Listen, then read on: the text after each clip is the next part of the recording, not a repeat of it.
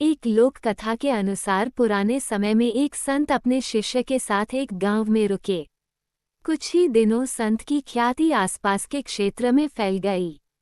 अब उनके प्रवचन सुनने और दर्शन करने के लिए दूर दूर से लोग आने लगे। ये देखकर उसी गांव का एक अन्य पंडित परेशान हो गया। उसे लगने लगा कि इस संत की वजह से मेरे भक्त कम हो जाएंगे। मेरा जीवन यापन कैसे होगा। पंडित ने संत का दुष्प्रचार करना शुरू कर दिया। वह लोगों के सामने उस संत की बुराई करता था। एक दिन संत के शिष्य को ये सारी बातें मालूम हुई तो उसे बहुत गुस्सा आया। वह तुरंत ही अपने गुरु के पास पहुंचा और पूरी बात बताई। संत ने शिष्य की बातें सुनी और कहा कि उसे छोड़ूं।